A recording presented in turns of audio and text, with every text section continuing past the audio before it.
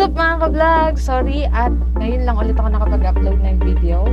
Medyo na-busy lang sa school. So, alam naman natin, start na ulit ng klase. Kaya, ayan, busy tayo. So, for today's video, ituturo ko sa inyo kung ano yung ginagawa ko para dumami yung views ng aking mga videos. At kasi alam naman natin, mahirap talagang abutin yung 4,000 views. Lalo na kung hindi ka pa masyadong sikat and kakasimula mo pa lang kagaya ko. So, almost 1 month pa lang yung YouTube channel ko. Pero,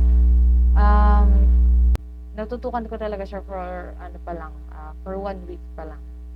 And, medyo busy din kasi ako sa school. Kaya hindi ko siya masyadong natututukan. Pero, may ginagawa ako para dumami yung views ko and madagdagan yung hours of view ko.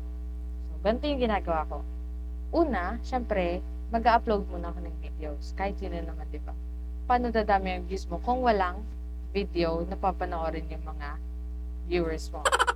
Pangalawa, after mo mag-upload ng video, gawan mo ng playlist yung mga videos mo sa YouTube channel mo.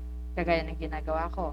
So, ituturo ko sa inyo kung paano gumawa ng playlist ng videos nyo.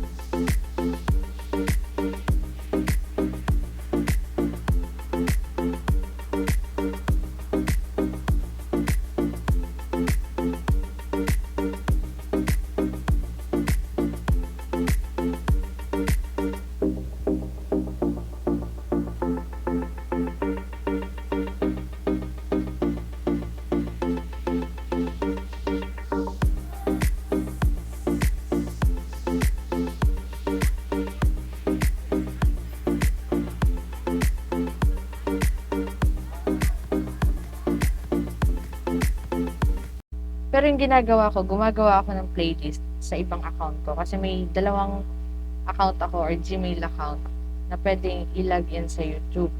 And then,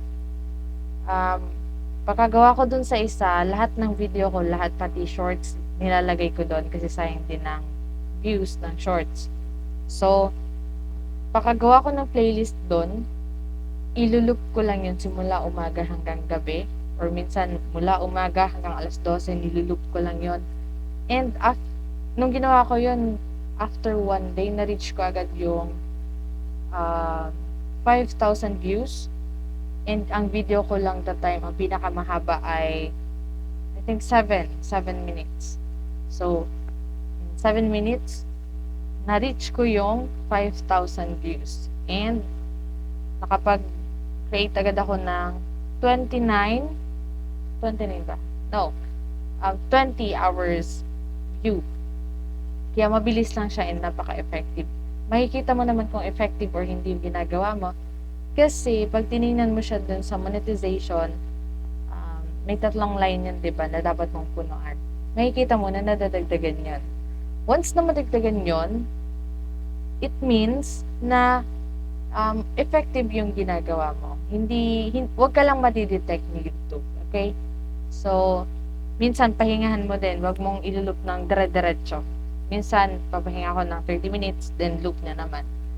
30 minutes or less than is enough para hindi lang ma-detect ni YouTube. And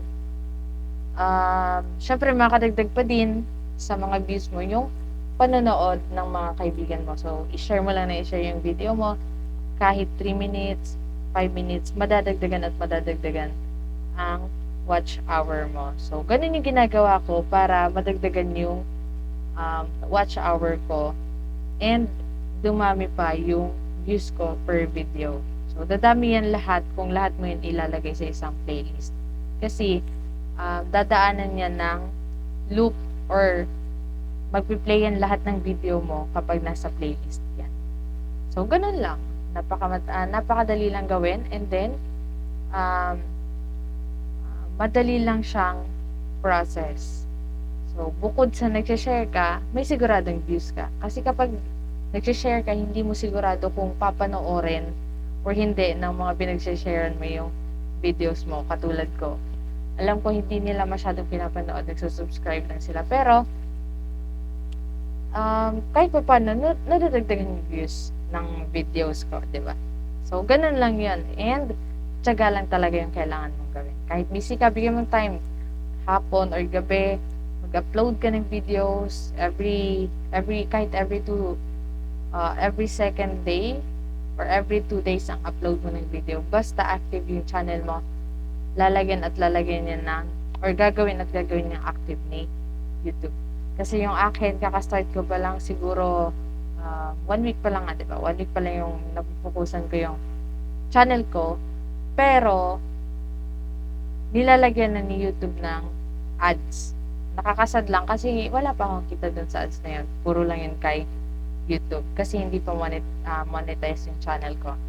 Pero, pag napapansin kasi ni YouTube na active yung video na yun, kaya nilalagyan niya ng ads. Kahit wala ka pang kita, kahit hindi pa monetize yung channel mo, napapansin ni YouTube na active siya kasi everyday nga, nilulup ko siya everyday, almost siguro mga nasa 50 or 20 times siyang pinapanood.